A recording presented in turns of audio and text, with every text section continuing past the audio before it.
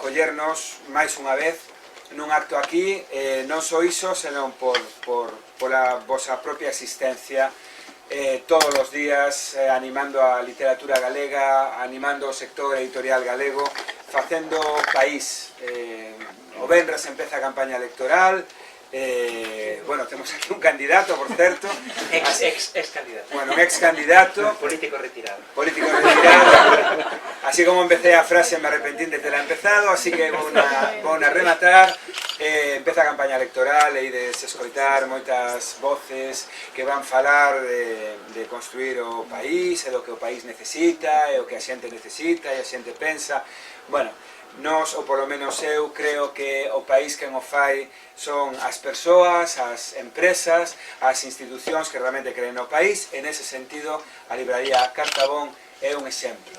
E nos declaramos fans absolutos do traballo que facedes nas redes e que facedes aquí en este templo absolutamente delicioso, este espacio alimenticio que é sempre a librería Cartabón. Nese sentido, moitísimas grazas. Acompáñame para a presentación de inscricións, Ima López Silva, que é unha escritora galega de coñecedes ben. Non vou facer agora a glosa dos seus premios, que son moitos, e que quero recomendar o seu último libro, publicado na Editorial Galaxia, Chámame Señora, pero trátame como un señor, un libro que foi un dos tres que inaugurou a colección Feminismo, xunto con Ámame ou Ámome, leva un arroba polo medio, por tanto non sei pronuncialo, de Xiso Oliveira e Amada Traba, e Feminicidio de Carme Adán, que nos acompaña hoxe aquí tamén entre o público. Bueno, calquera libro que leades de Ima López Silva vai vos gustar, así como calquera dos seus artigos na Voz de Galicia. Eu estou farto de dicirllo, o mellor dito ao revés, ela está farta de escoitarme e é orgulloso de dicirlle que ás veces paga a pena mercar o xornal só por ler a súa ollada lúcida. Eu sempre digo que me gustaría ter, e digo sinceramente, o 10% da inteligencia e da finura intelectual que ten Inma. A ver se me pega algo a base de compartir espazos con ela. E acompáñanos tamén aquí a xuíza Teresa Fernández Molinos, que está aquí non en calidade de xuíza, porque acabo de coñecer hai pouco que é xuíza, debería sabelo, pero non podo ver todo o material que produce Galaxia nos convites, e non son moi ben quen de imaginar cal é a perspectiva xurídica deste libro. Igual o ten, e eu non o sei. Creo que Teresa está aquí como lectora de poesía. E celebramos moito que haxa profesionais da xustiza que ademais sexan lectores de poesía, lectoras de poesía, e máxime dun libro como Inscricións, do que eu non falarei, pero todas e todos sabemos que a dor, moitas veces, unha maneira de que non se convirta nunha ferida dentro da alma é convertila nun obxecto estético, convertilo, neste caso, en poesía. E, bueno, tanto Inma como Teresa dirano moitísimo mellor que a min. E o único que teño que dicir, Carlos, en nome da Editorial Galaxia, é, como xa che dixe no seu momento, o meu agradecemento porque publiques con nós. Nunca ocultei e nunca lle ocultei a Carlos Callón as moitas ganas que tiña de telo no catálogo.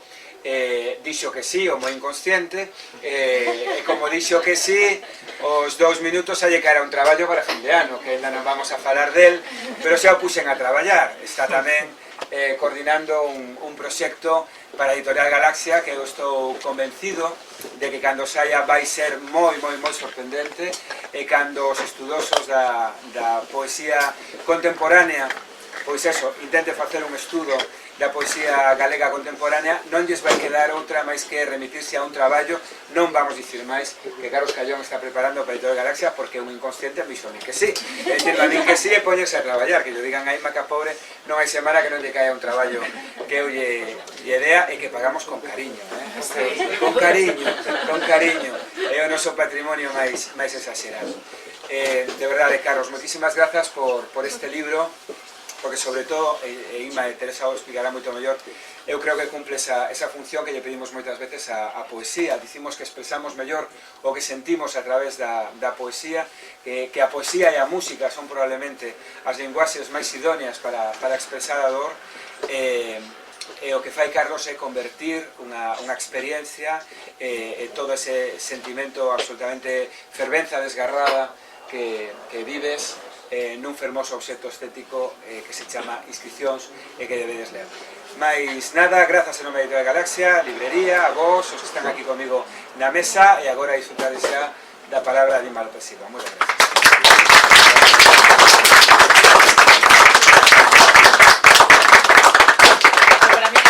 Para min é un gusto presentar o libro de Carlos, porque nos coñecemos desde... Bueno, eu escribín hoxe unha cousa, empezaba a dicir como vou presentar eu a Carlos, e tú mira o que escribí Carlos, teño Carlos Callón, na miña memoria, ten 17 anos, moito acné, fala con acento do Barbanza, que non se ten, e dime: ti non crees que Rosalía de Meirán de poeta de todos os tempos?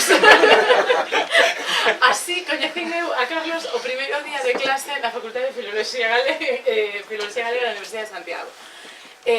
Sentouse diante de mí, na primeira ringleira, sempre estaba na primeira ringleira, e era unha apaixonada Rosalía de Castro. Sabías de memoria todo follas novas, era unha cousa tremenda. Todo non, pero non che costou aprender o que nos mandaban a aprender de memoria, que tamén era unha cousa curiosa, que teníamos que aprender de memoria cousas do tipo prólogo de Cantares Gallegos e cousas así. Eu, claro, cando lin Inscripcións, mandelle unha mensaxe de WhatsApp rapidamente, porque quedei abraiada. Claro, eu, cando lin este libro, tratei de atopar nel ese neno, en realidade, que éramos nenos cando nos coñecemos, non? E atopo o que máis me agrada atopar en calquera home adulto, non? Que é a conciencia de que houve un tempo no que a mocidade nos levaba a aprendelo todo. Carlos neste libro se decata de que xa hai un tempo pasado, se decata de que o pasado lle aprendeu moitas cousas, e se decata de que é un momento quizáis de empezar a vivir con pasado, non? Que me parece ademais un xesto de sabiduría que necesita ter todo poeta. Eu creo que todos nos fascinamos moitísimo coa poesía da xente máis nova, pero en realidade creo que a poesía que realmente queren ter todos os poetas novos, non? É a poesía de cando se chega a unha idade, que tampouco é unha idade provecta, non? Pero na que un efectivamente bota a ollada atrás e na que é capaz de facer esa reflexión máis intelectual, non? E menos que se cadra paixonal que é a do paso do tempo. Eu creo que é un libro sobre moitas cousas, Inscripcións, pero é un libro ante todo sobre o paso do tempo. Vou ir lendo vos versos que me deixaron así pensando. Por exemplo, di: nunca se perde para sempre o perdido. Esa idea de que as cousas que pasaron quedan aí, as cousas que creemos que perdemos, en realidade non as perdemos mentre as lembremos, non? É un libro de alguén que madura, el fala permanentemente da tronada ao lonxe, non? Como esa mocidade, non? Dun tempo pasado que un é capaz de ver como pasada, e que a un o fixo cambiar, e por iso é capaz de decatarse de que era unha treboada, algo moi intenso pero que pasa. E logo alguén que di, moi ao comezo do libro: non podo finxir que a morte non existe. Eu creo que Inscripcións é o libro no que Carlos Callón descobre poéticamente, estou máis que segura de que non desde o punto de vista persoal ou vital, pero desde logo que poéticamente descobre a morte. E a descoberta da morte para calquera escritor ou escritora é un momento esencial, un momento fundamental, porque a un obriga a buscar as palabras e as maneiras de dicir que non tivo que utilizar antes probablemente. Neste libro o poeta é ese que entendeu en que consiste ademais o amor, non? Porque eu creo que a poesía sempre fala de todas esas cousas. Isto vai dicir moito mellor Tareixa que a min. A poesía está falando das grandes cousas, está falando da morte, está falando da dor, está falando do amor, está falando da vida, do paso do tempo. Pero en cada momento, eu creo que é interesante das persoas que son capaces de escribir poesía. Eu non son capaz de escribir poesía, e por iso admiro tanto a quen sodes capaces de escribir poesía. As persoas que escriben poesía, digo, son quen de ir na súa propia biografía atopando as maneiras de entender a súa propia evolución persoal a través da escritura, non? Por iso a poesía se parece moito máis á filosofía que ningún outro xénero literario, non? Porque a poesía é capaz de intelectualizar moitas cousas que de outro xeito non podemos explicar, ou que non podemos explicar contando historias, non? E iso eu, que son narradora, e sempre me atopo con ese final. Hai algo que xa non se pode facer despois de narrar, que é atingir ese elemento inaprensible, ese elemento intelectual que os poetas podedes facer literariamente e os narradores non. E por iso creo que é moi interesante ver tamén como Callón conta aquí pois en que consiste o amor, non? Para ele o amor son dúas cousas, a escolla e a perda, non? E me parece moito máis inteligente ver así o amor que velo como ese elemento de paixón, porque cando nos apaixonamos por alguén, en realidade escollemos a esa persoa, e cando sufrimos por amor, sufrimos porque o perdemos, e incluso cando estamos con alguén, o único medo probable que temos é o medo á perda, non? E creo que iso o contas moi ben, non? Ti falas, hai un verso no que dis referíndote a alguén que te quere, non necesariamente o amor de parella, non? Sino calquera tipo de amor, que ante todos me escollas, non? Eu creo que ese é o agradecemento que temos que facer a calquera persoa que nos quere, non? Que nos escolla, podendo ao mellor escoller a outra persoa. E iso hasta pasa cos pais, hasta pasa cos fillos, non? Porque deciden querernos, non? Sempre se di que o amor entre pais e fillos é incondicional, e eu non o teño tan claro. Eu creo que, bueno, ao final o roce fai o cariño, e non nos queda máis remedio que lexilos, porque a proba é que cando non estamos, cando non compartimos vida ou cos nosos pais ou cos nosos familiares, pois en realidade deixamos de querelos, ou deixamos de querelos incluso da maneira en que quereríamos querelos, non? Eu vexo en inscripcións as enrugas, e últimamente, aquí o sabe moi ben a miña amiga Carme Azán, falamos moito de engurras. Pero ela sabe que a min me gustan as enrugas, non? Eu vexo as engurras como inscripcións na faciana das persoas. Por iso a min me gustan os homes con engurras. Estou vendo, Carlos, que ti non tes tantas, a pesar dos 40 que sei que tes como a min. Pero eu por iso non renego das enrugas. Eu creo que temos que reivindicalas porque cada enruga son as inscripcións que nos deixa a vida, non? E é a memoria das cousas que nos pasaron e que cando nos miramos no espello polas mañás seguro que somos capaces de ver, non? Esta engurra saliume a min na época en que, non vou decir, esta é culpable, fulanito, non, pero é verdade que a nosa cara está expresando en realidade todo iso que nos pasou e que ti contas poéticamente neste libro, non? Por iso me gusta este título, non? Que é tan suxestivo que mellor a cada unha de nós nos suxire cousas diferentes, pero desde logo que para min esa idea da inscripción, esa idea do que permanece, esa idea da diferencia entre escribir e inscribir, co que xoga Carlos Callón permanentemente no libro, pois pareceme non só suxestiva, senón que me parece un filón de pensamento, non? Ver onde podemos atopar en cada un de nós esa idea do que é a inscripción, non? Neste libro, pois, é un libro de literatura para debullar a modo. Eu non creo na poesía que se lee dunha tacada. Eu creo que os libros, sí, é verdade, este libro de poesía se pode ler exactamente en 10 minutos, non? Pero bueno, creo que son 10 minutos perdidos, non? Se un non se detén un pouco en cada poema, ou polo menos non se deixa levar por iso que cada poema lle suxire, porque eu creo que é un libro co que entenderse a unha mesma. De feito é moito máis aristotélico que platónico. Ti empezas aí con unha cita de Platón, ou da Academia de Platón, pero que eu creo que é un libro racional, é un libro de intentar explicar as cousas desde un punto de vista desde o que probablemente non nos situáramos, non? E ademais o bo, e aquí isto se vai a rir Fran porque é poesía que se entende, non? Ele está moi contento de editar poesía que se entenda. E eu como lectora de poesía, supoño que Tareixa tamén, creo que todos sabemos cales son os libros de poesía que non hai quen entenda, que nos poden gustar igual, non? Pero que non hai quen entenda, que son alardes literarios ou alardes incluso lingüísticos dos seus autores ou autoras e que son maravillosos, pero que requiren, como decía un poeta amigo meu, moi amigo, me decía, é que me colocaron o marchamo de hermético. E dicía, home, buscáchelo ti tamén, non? Eu creo que Carlos Callón nunca vai ser un poeta hermético e por iso Fran está moi contento de editalo, non? Porque é esa poesía que pode deixar que calquera pense, non? E eu creo que todo o mundo ten dereito a pensar a través da boa literatura.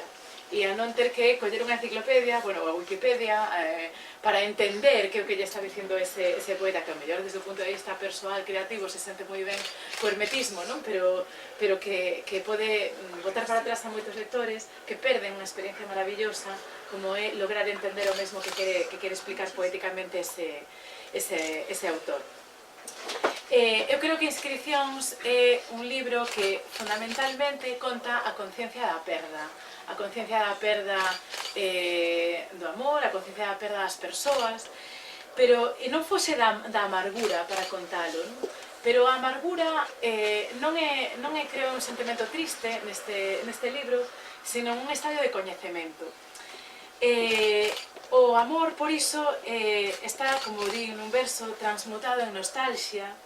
Di, por exemplo, versos que me chegaron moi adentro, di quérote como se houbera algún xeito de terte e de terme, ou máis ti estás mal e todo se repite, non? Esa idea de que querer en realidade é decatarse de que se outro está mal, pois un non está ben, non? E que ese estar mal se repite nunha mesma, non?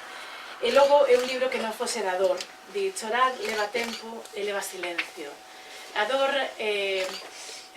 bueno, hai culturas nas que a dor se expresa ruidosamente, non? Pero eu creo que nós estamos nunha cultura na que a dor en boa medida se expresa en silencio.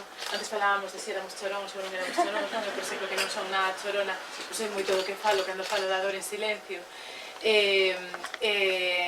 E creo que precisamente é un libro no que, ademais, incluso visualmente, non? Visualmente é un libro no que os brancos, non, nos obrigan a cargarnos de silencios, non? E por iso me parece que é un acerto, non? Ser capaz de expresar ese concepto de dor nun libro de poemas que está cheo de palabras, a fin de contas, pero no que dá a sensación de que permanentemente o poeta está buscando o silencio, non? E logo é, evidentemente, un libro da relación coas nais, non? Eu creo que non se nos escapa a ninguén que saibamos a vida de Carlos, que é un libro escrito ao remol da enfermidade da morte da súa nai, e por iso tamén me parece moi valente, non? Ser capaz non só de facer ese exercicio que seguro que fixetes ao mesmo tempo, sino de publicalo, porque eu creo que estas cousas que moitas veces son moi íntimas e moi persoais son moi difíciles de publicar, entre outras cousas porque están suxeitas a que en canto lanzamos os libros os perdemos, non? Entón estamos suxeitos a que a interpretación que fan os demais do que escribimos se afaste demasiado do que nos queríamos contar, non? E por iso me parece valente nese sentido. Pero eu creo que logra falar da maternidade ou da experiencia de ser fillo dunha forma que calquera pode comprender e que en realidade calquera o aproxima, non? O que creo que el quería decir, non? Cando di todas as nais son cegas e teñen mans, eu creo que todos entendemos que efectivamente todas as nosas nais, todos nos vinculamos coas nosas nais e lembramos as nosas nais a través das mans, e todos nos decatamos do cegas que son, bueno, foron, son e serán e seremos. A nai en Inscricións, ademais, aínda que hai unha parte, digamos, máis dedicada a ela, está de principio a fin, evidentemente, e é símbolo de todo. É símbolo do tempo, é símbolo do amor, é símbolo da dor pola morte. Ela é a inscripción fundamental, non, do texto, e a inscripción fundamental da intelixencia, non, de Carlos, neste caso como poeta. E a nai é o futuro baleiro, non? Pero gustame especialmente nese poema que di Xa non chega, non? Esa idea de, bueno, é a perda, é alguén que se vai e xa non chega, e por iso nos dá unha sensación de baleiro. Pero me gusta especialmente como case remata, non exactamente o último poema, pero como case remata porque fronte a esa idea nostálxica, non? Que podería parecer que nos deixa esa idea de perda, el ve outra cousa, el ve a idea de cambio, non? Tamén esta cousa aristotélica, non? Seguimos pensando e polo tanto o mundo tira para adiante e todo cambia, non? E por iso me gusta moito esa idea da casa, non? Esa que é algo que permanece, é algo que garda todas as inscricións. Eu creo que a única forma de romper con alguén que se foi é deixando a casa, non? Por iso é tan duro desfacer as casas. Sin embargo, el ve a casa de outra maneira, non? Di, agora a casa é o resto dun desexo que se foi, alentos novos para reconstruir a nova loita de memoria e vida. E gústame que acabes ese poema, non? Que podía ser un poema nostálxico, un poema triste coa palabra vida, non? Porque a vida segue, e porque a inteligencia dun poeta fai precisamente que a vida siga.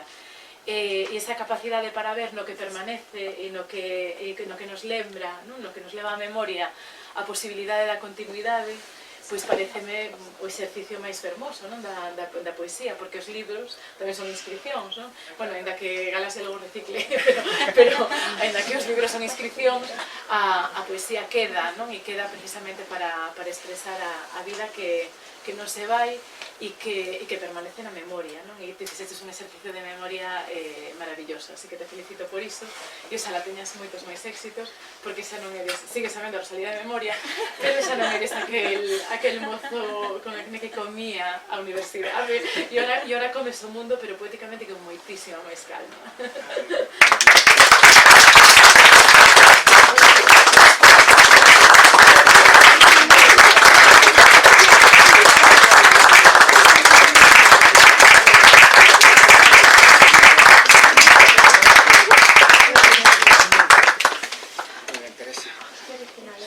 Qué bonito.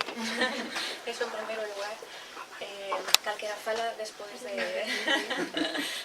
de Iuma López de Silva, máis se non provén do mundo da literatura, como é o meu caso.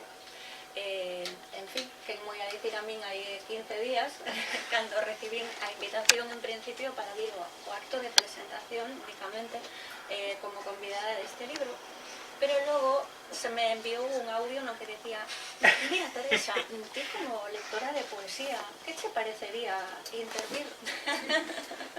E contestei cunha mensaxe dicindo: que afago máis grande me faz, pero teño pánico escénico. Carlos respostou inmediatamente con xa falamos, e o xa falamos convertiuse 10 días máis tarde nunha fotografía dun cartaz no que ponía presentación do libro, inscripción, acompañan o escritor a suíta Teresa Fernández Domínguez, e dice, como?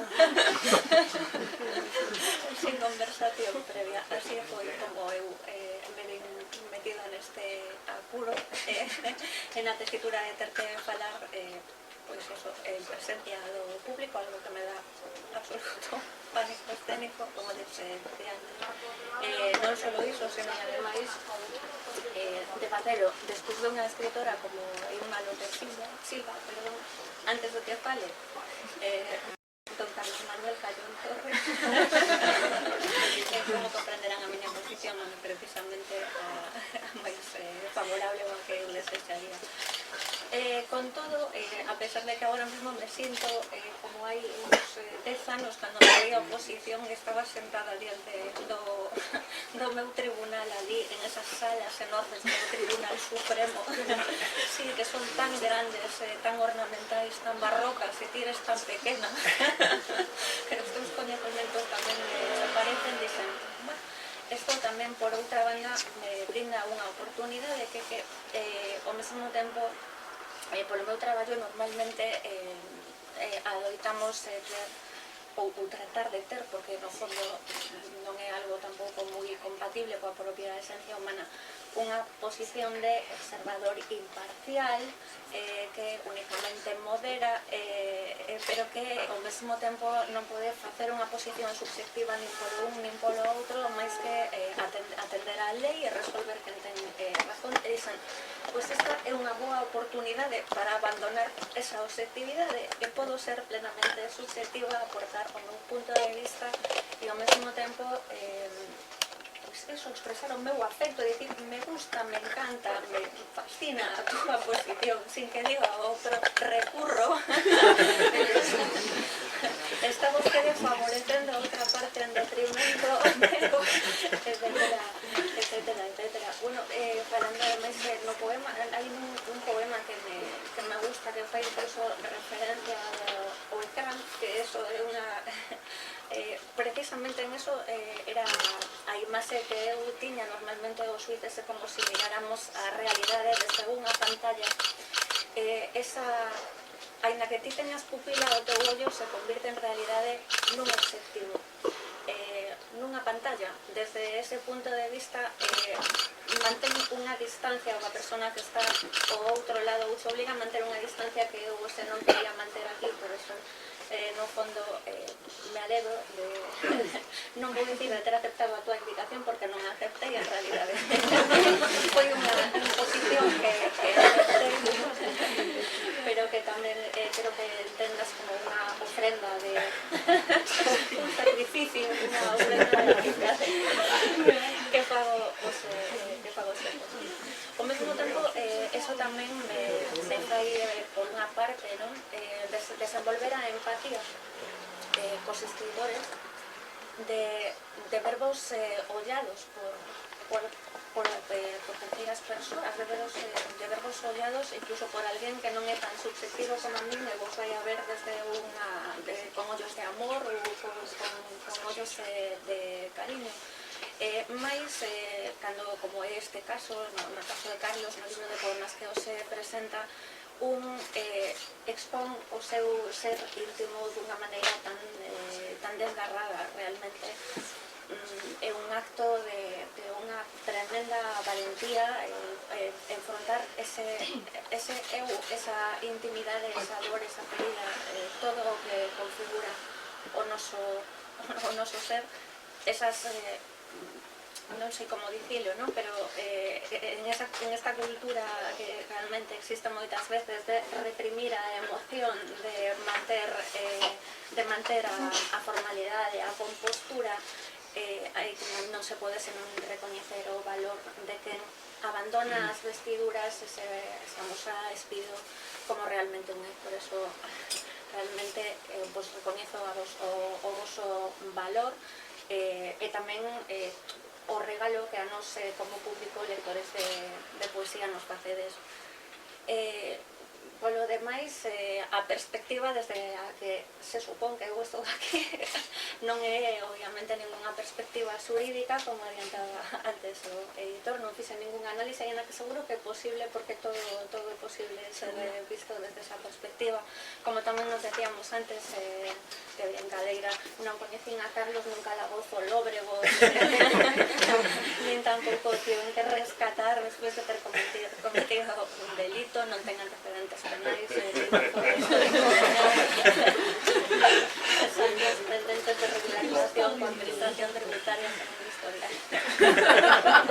absolutamente impoluto esa perspectiva. Sí que nos coñecemos, como decía Isma, coincidimos os tres no tempo en a que logo as dúas nos disgregáramos e non volvéramos a vernos ata hoxe, pero no caso de Carlos sí nos coñecemos aí exactamente, creo que 22 anos, exactamente hai 22 anos. Éramos entón, como dice no libro, dous granciños de millo dous granciños de millo, pero que xa tiñamos como espírito de mazorca plena, porque esa é a fortaleza que che dan os 18 anos. En realidade, logo te das conta con perspectiva de que eras un neno prácticamente, pero te enfrentas ao mundo con outra visión, coa intención de comer o mundo, e máis no noso caso, que non era só que fóramos dous grans de millo, sino que aparte éramos dous grans de millo que viñan de dous povos pequenos, de dous povos costeiros pequenos, de Ribeira e Usón de Muros, de familias con orixes humildes. Éramos a primeira xeración universitaria nas nosas familias respectivas, e claro, iso ao mesmo tempo te proporciona a fascinación de un pouco bienvenido Mr. Marshall, no, donde no de aldea, que de repente chega a cidade e a mira como un absoluto descubrimento do mundo en todos os sentidos. Son as manifestacións das ganas e ao mesmo tempo da curiosidade. Coincidimos por entón, penso que ao mellor se non tiveramos coincidido neste corredor da mesma residencia universitaria que estaba nun quinto piso no que só había 10 habitacións, ao mellor ni sequera teríamos profundizado tanto, pero era un corredor moi pequeno no que había moi poucas habitacións, Cando, bueno, isto vai sonar como un pouco idade de pedra, pero cando non había teléfonos móviles e as nosas nais nos chamaban a un teléfono que había ali nun cubículo, entón dicían habitación 5009, eu sabía que o que abría a porta correndo e saía polo corredor era Carlos, porque o estaban chamando desde a súa casa. Foi tamén en esa residencia que compartimos onde tivemos por primeira vez a oportunidade de falar de poesía. Seguramente vos son un pouco pretencioso porque así era, conste que non ten nada que ver en absoluto, nos non fomos os fundadores dese grupo, pero xa te ris porque xa sabes que te vou falar. Pero había un grupo, por entón, ou unha vez nos chamara a atención un cartaz que viramos no tabuleiro de anuncios que ponía ven a reunión do Club dos Poetas Mortos, e dixemos, ui, isto ten unha pinta de algo grandioso, non? Vamos a ver aquí onde están os grandes eruditos da poesía desta residencia, que pero non era só da residencia, sino que estaba aberto a todo, porque aparte viña xente de outras facultades, de filoloxía. Creo que además o fundador era politólogo, bueno, agora é politólogo, pero por entón estaba en sí, non? Cursando primeiro de política.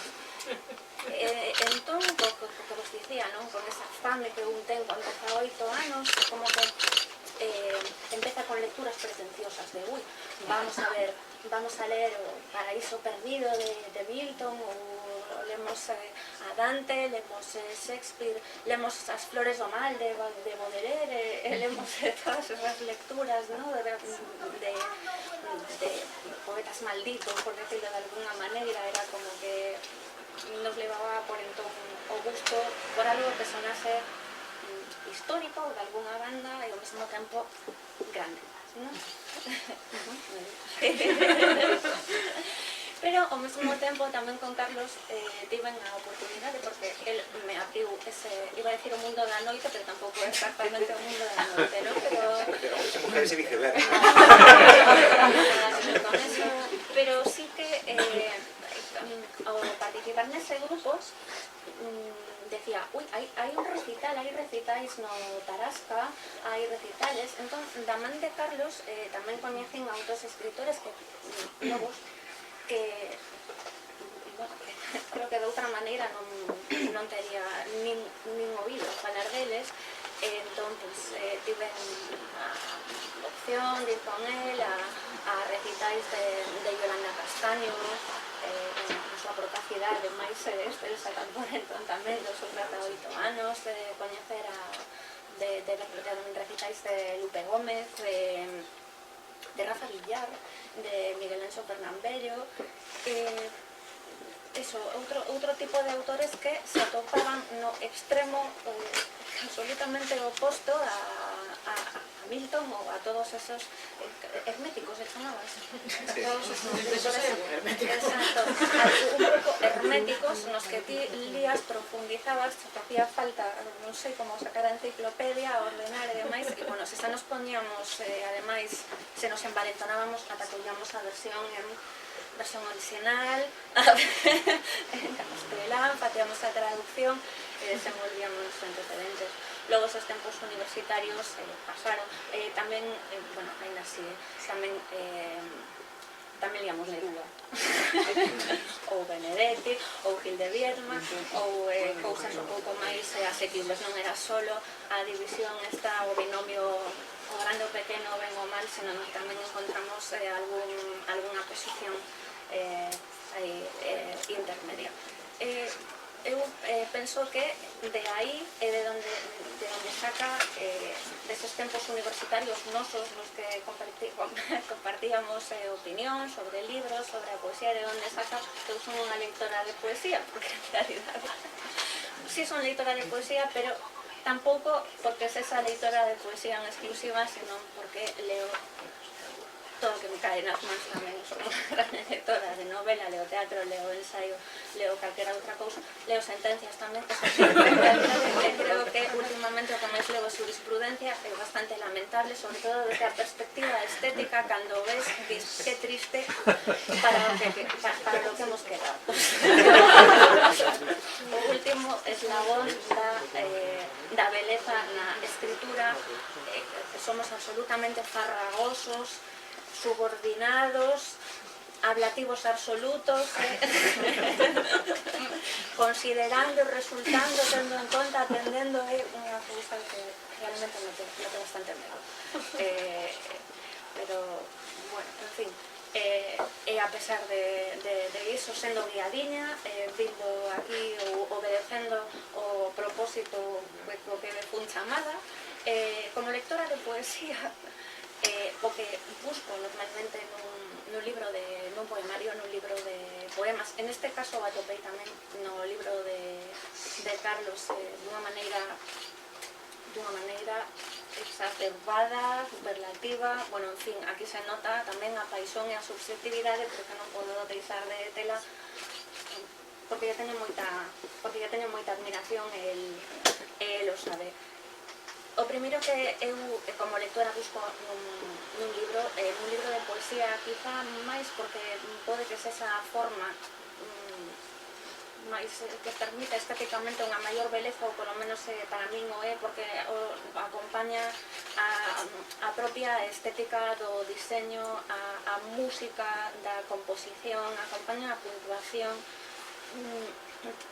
acompaña a propia, por exemplo, en este caso, no libro de Carlos, un dos grandes méritos para min de Yaratoco é en esa síntese absoluta, en esa procura da beleza, nesa reducción do sentimento a máis pequena expresión. Eu penso que hai que nos podemos calquera, os digo sempre cando por min, nos podemos extender desgarrando de isto é así, tendo en conta, atendendo, exponendo todas as premisas. Eso realmente é o fácil, bueno, ou quizá o máis non sei como dicilo, o máis inherente a nosa naturaleza lóxica é o desenvolvemento, é a análise. A síntese, sin embargo, é moito máis complicada, e creo que tratándose de poemas como este libro, conseguir a beleza na súa mínima expresión é a meirande das artes. Como vos decía, non é solo, bueno, incluso a estética da cuberta me fascina, as runas, dicen que se tiña algo que ver se elas escolleras as inscripcións rúnicas, dixonme non, someteronme non a algunhas Iso que o inspirou, non? Esta cuberta está moi inspirada pola idea de Carlos. Esas, a min, desde logo, se me pareceu estéticamente preciosa, esas inscripcións rúnicas, esa volta ao ancestral, ao primitivo, como logo se ve na temática que aborda o poemario, non?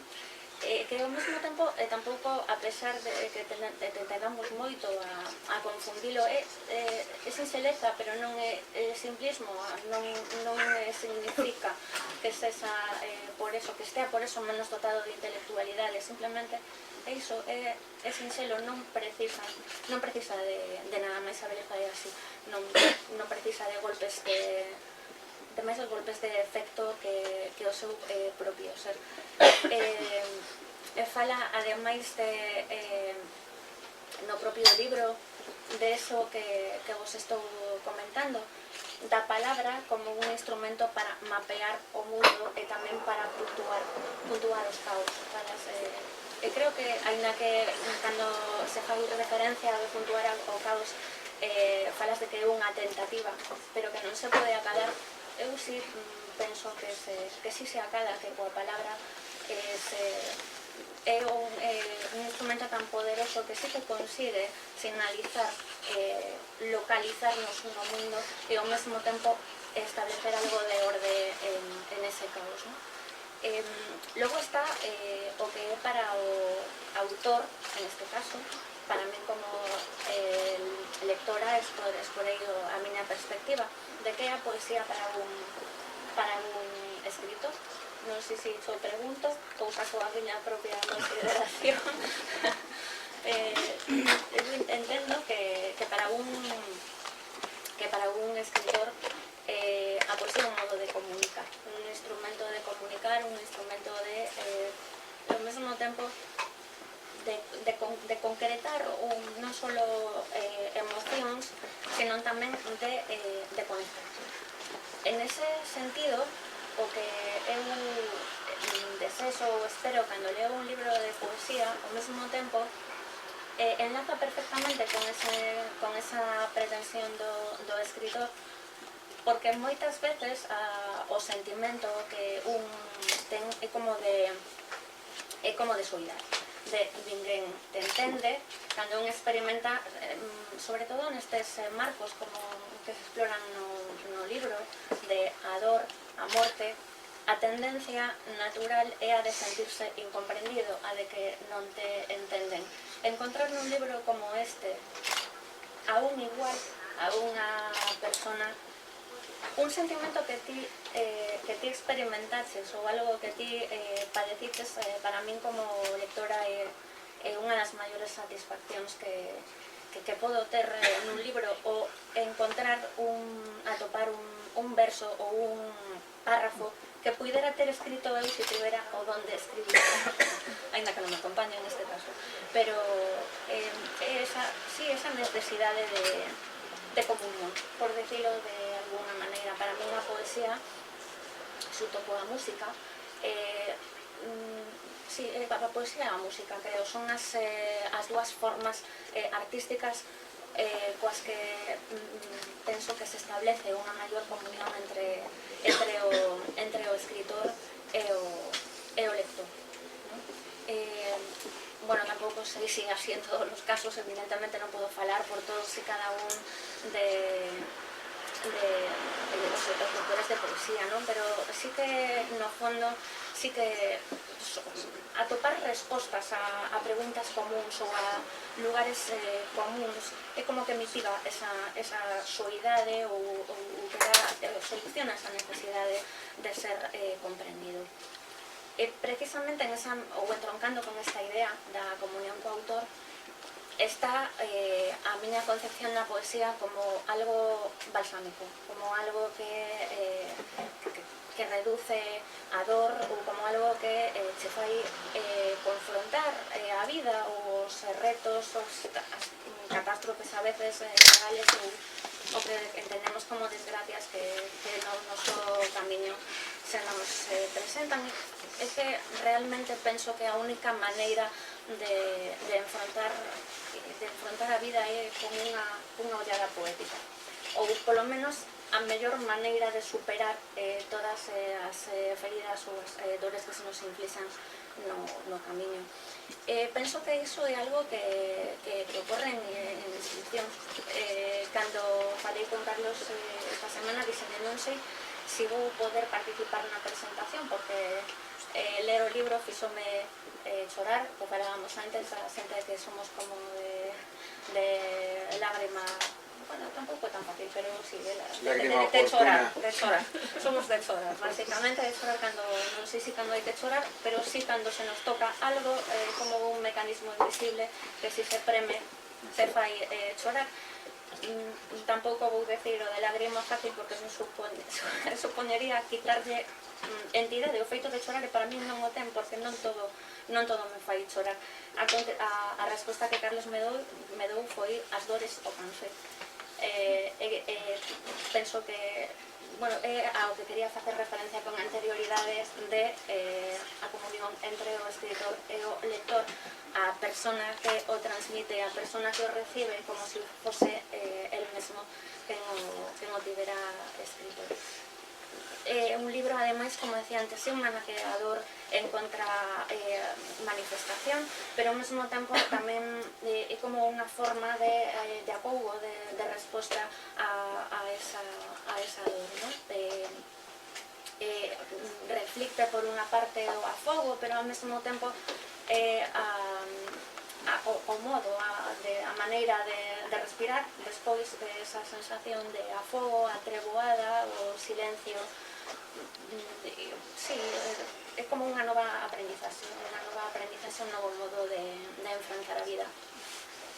E logo, xa por último, nos poemas, na poesía en xeral, penso que está o desexo de trascender, de alguna maneira, non só de trascender no sentido de permanecer, non como algo narcisista ou vanidoso, pero sí de trascender o noso ser mundano terreo, de atopar, espadecernos ao final en todas as preguntas universais que están detrás de toda a literatura, non só da poesía, senón de calquera manifestación da literatura, de ser bueno, se faz referencia no libro a tecer un futuro que conmemorar, falas tamén de ser cuspe de mortos, pero así ao mesmo tempo ese cuspe de mortos ao final é un cuspe de vivos, son preguntas que repetimos, que se repetirán ad eterno.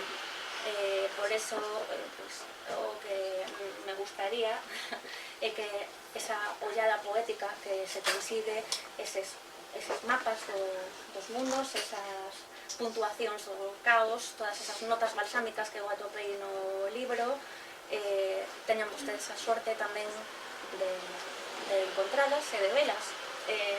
Se non comparten o criterio da Suiz, sempre poden interponer recurso de apelación.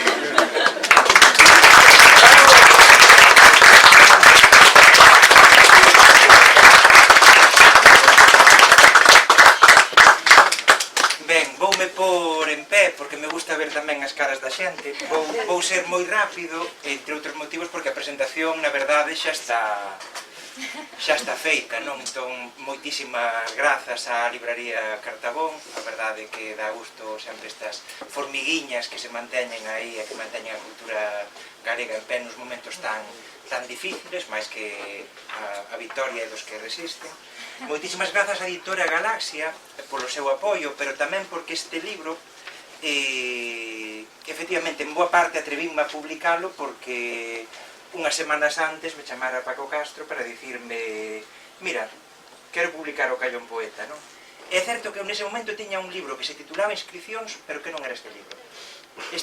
Digamos, xa me pasou co anterior libro de poesía que publiquei, Atravesar o fantasma, que en realidade eu vou escribindo, a pesar de que teño só 2 libros de poesía, é o xénero que máis escribo. A narrativa custame moitísimo, non son capaz, teño proxectos, algúns proxectos boísimos, pero estou pensando que os vou deixar no testamento para alguén que, porque pásame que cando escribo narrativa que me sinto falso.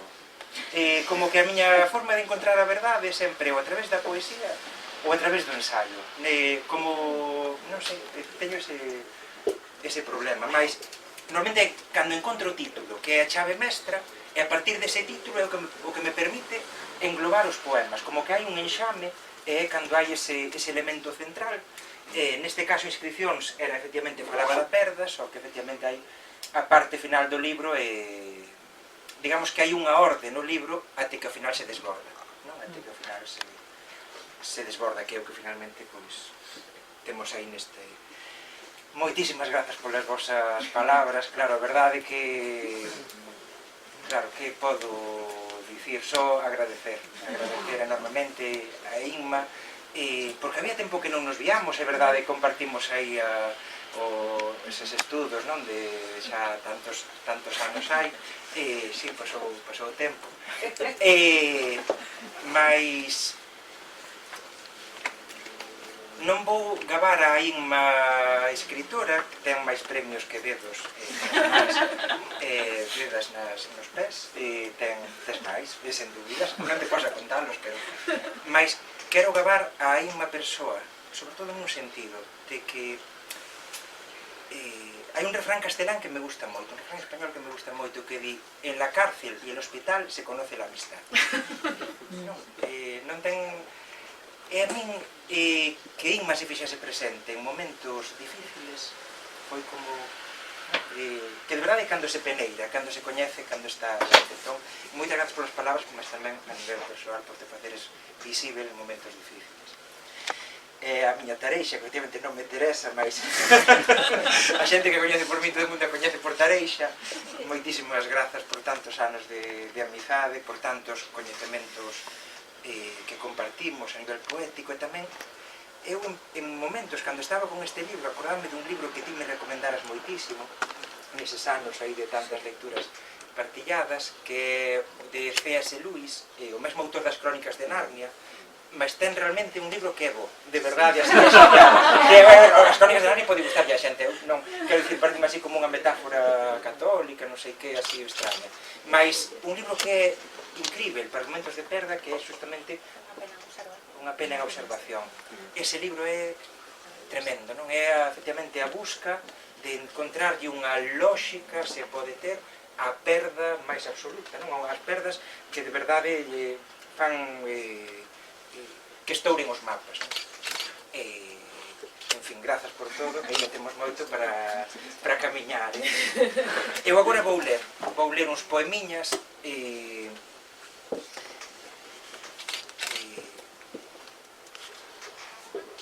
ben,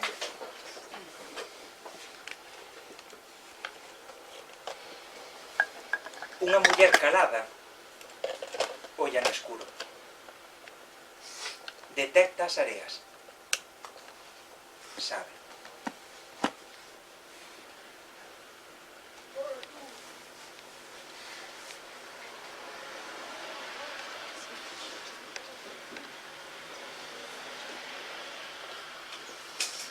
Hai algo que non está e non falta, invisível, tatuado a chumbo na epiderme, soñado na hipoderme, e tan á vista, pois nunca se perde o para sempre perdido. Nin é un verso, nin é meu. O que non existe, insiste.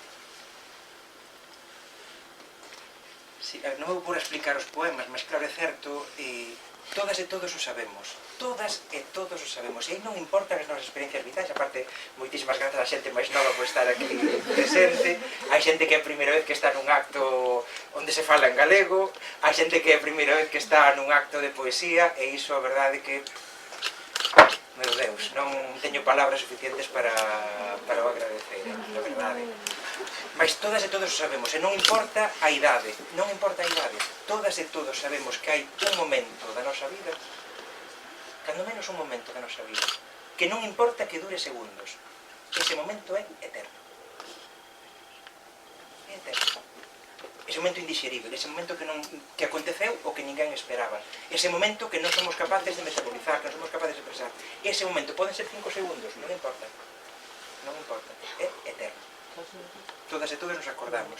É inesquecible, de feito, é peor é cando pensas, non vou tentar, non, é peor, é mellor tentar lembralo, é mellor tentar darlle polo menos palabras, sabendo que nunca hai palabras suficientes. En boa parte, se a poesía segue a existir, é justamente porque hai cousas para as cales non temos palabras. Como explicamos a morte? Imposible. Que explicación ten? Non é fascinante, cando vemos ao longo da historia esas civilizacións das que non temos ningún tipo de testemunho de como vivían, e temos os testemunhos dos esforzos que facían justamente para levantar grandes estruturas para lembrar, para honrar os mortos, as mortas, justamente por iso, porque é algo que non ten sentido, por tanto, o único que podemos facer é tentar simbolizar, sabendo que son límites, que nada chega, mas polo menos hai que tentalo. Peor é non tentalo.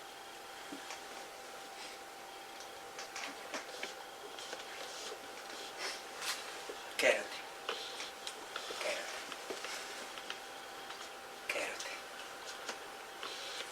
Quérote como se houvese algún xeito de terte e de terme. Como quen sementa andaimes ou dá leitiño aos gatos da rúa. Como quen lambe o sangue dos teus dedos no meu corazón fora de sitio. Que facer?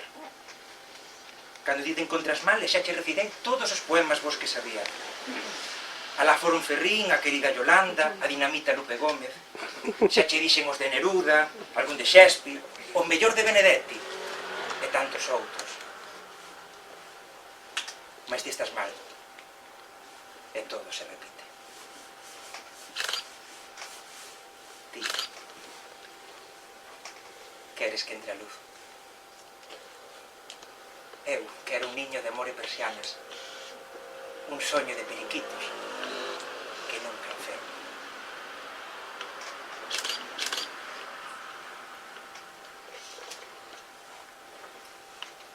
Os peixes aínda vivían na túa boca e as nubes brillaban abaixo. Mentres descías, sempre ti vertical, dos teus labios saía a neve suxa. Eu non podía co frío. Contemplaba. As nubes estaban sen brillo. Onde estiveran os teus ollos, brotaban minúsculos paxaros.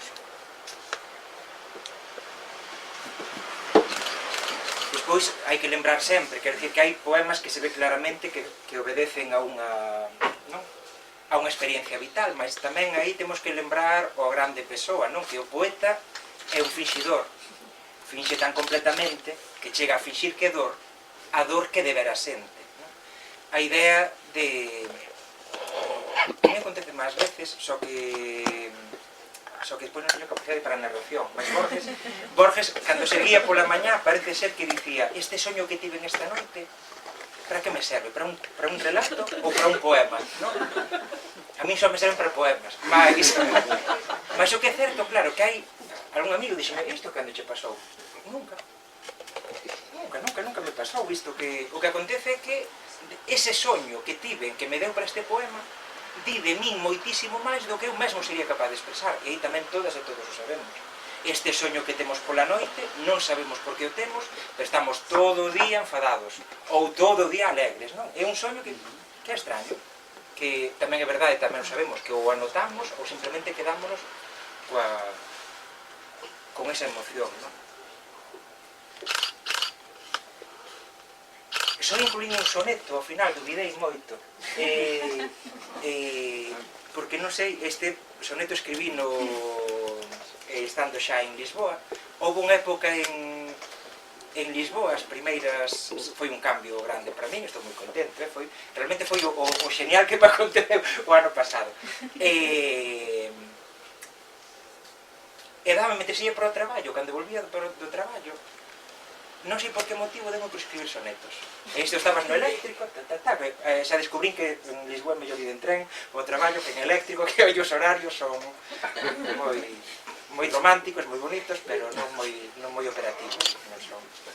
E demo por escribir moitísimos sonetos, e eu non tiña nin idea de por que motivo. Ao final, a resposta que me dei é porque buscaba unha orde. E que por ese motivo, o único soneto que finalmente foi no libro é este, que se titula Arcanos. Un arcano xa sabemos que é un grande misterio, non? Desde tempos inmemoriais. Arcanos. O misterio das orixes do universo é un enigma profundo e sen saída. Como a pregunta que facemos sen facernos: por que fomos convocados a esta vida? O que hai, alén da morte, é un segredo que tampouco no ateísmo ten resposta. Porque todo é contingente. Danos medo. No carreiro hai beleza, tamén bosta. Sen rival, a ciencia roza mil camiños. Dinamita os vellos lindes do saber. A tecnoloxía ten poder de Deus antigo, e soñamos coa ignorancia escurecer. Mas o enigma inexpugnable, infinito. E por que ti me deixaches de querer?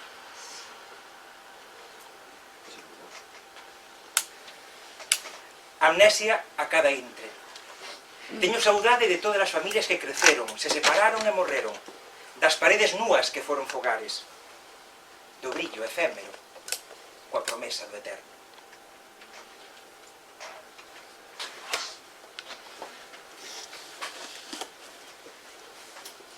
Hai un poema que se titula como o libro Inscricións. Somos o que un día amamos, o que en nós amaron, o que un día fomos e que xa pasou. Somos o albures visto, sabernos ollados, que alguén nos conciba cunha orde no chou. Somos o que non falamos, o que atragoamos, aquel sentimento que a lingua parou. Somos o que nos quitaron, o que nos quitamos, ou unha vez levado, que nunca cesou. Somos as marcas das perdas, enigmas dos soños, e restos do amor. En fin, a última parte do libro titúlase As mans, efectivamente esa idea da... non, que todos sabemos, as mans das persoas que nos coidaron son inesquecíveis, non? As mans da nai, as mans do pai. Mas eu lembro-me unha tarde, eu era pequeniño, e quedara unha tarde coa miña avoa, a miña queridísima avoa Pepa, que xa hai, moitos anos que morreu, mas o amor é eterno. Non importa aí as religións, quero dicir, eu... ainda ás veces se me chegan soños, non? Ás veces ando cousas extrañas. Un día puxos a nadar, non sabía nada. Pero lembro-me dunha tarde, que pasei a tarde con miña avoa, e só me lembro que estábamos sentados e de que eu lle estaba mirando as mans. Non me lembro de nada máis. Que había retratos, claro, os retratos, e eu de mirarlle as mans, unha cousa de eu pequeniño estar fascinado coas mans de miña avoa, en fin, as mans das persoas que nos coidaron, todas e todos. E a maioría destes poemas escribinos efectivamente algúns os pouquiños días antes, cando xa a morte era inminente, outros a noite que miña nai morreu, e algúns os pouquiños despois. Era chegou a poñer unha vela, iso sí, cando me presentei as oposicións a Lisboa, era soubo que as aprobei, e xo ves, puxenche unhas veliñas e todo para arriba, todo para arriba, non?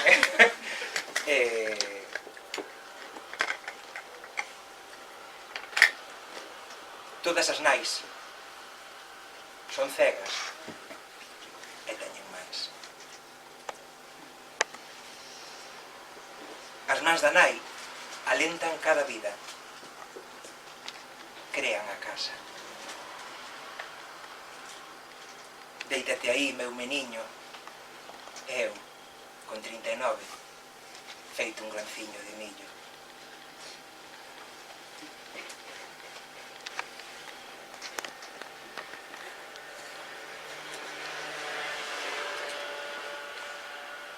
Fiquei en vela para amar o teu respiro. Algo aínda cavaba fontes en mí.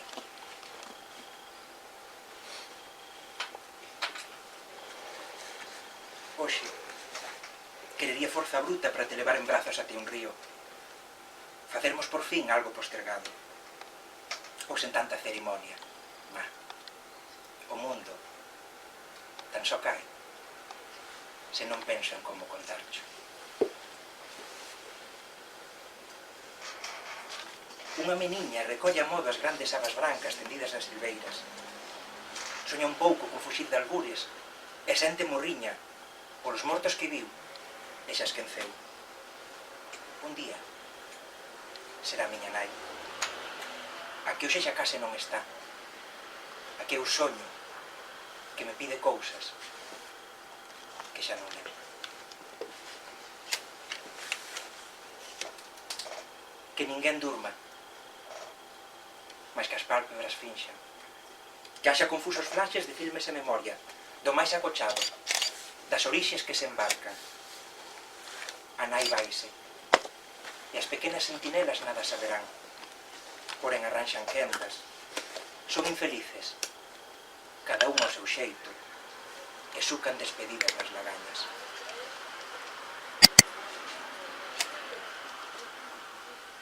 Non todos os verás chove. Ás veces hai cataclismos. Uns ollos que se fechan para ver coa pel. Unhas cebolas que plantei. A noticia e o golpe da noticia.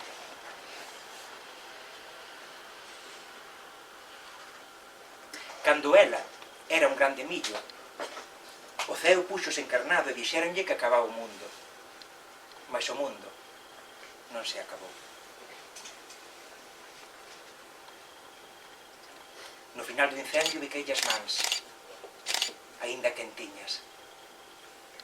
As mans da nai son maxia.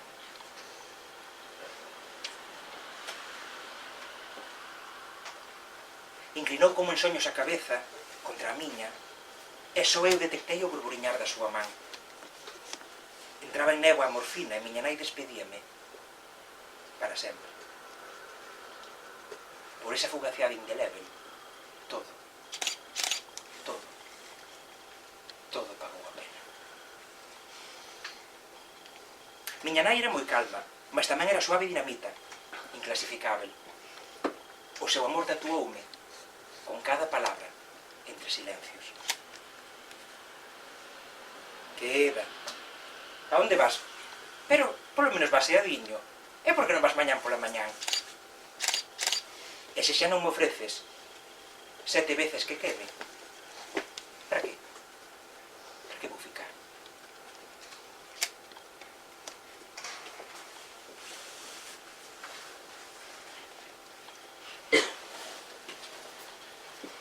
Ata a próxima. Despediuse con sorriso a enfermeira, Loreniña, e deulle un bico. Levámola para morrer na casa, co teatro máis tenro do universo.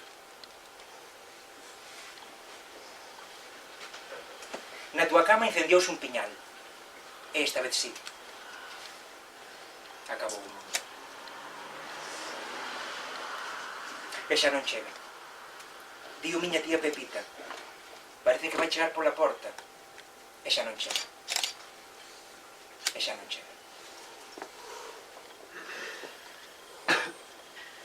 Agora, a casa é o resto dun desexo que se foi.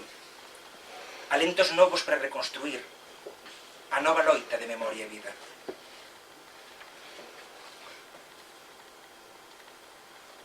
Todas. Todas. Todas as nais morren. E todas están vivas.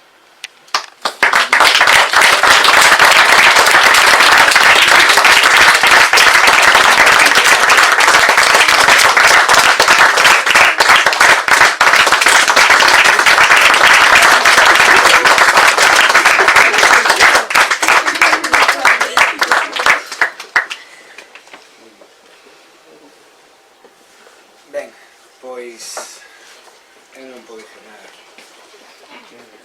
Nada, damos por pechado aquí este acto. Carlos queda aquí para asinar os libros.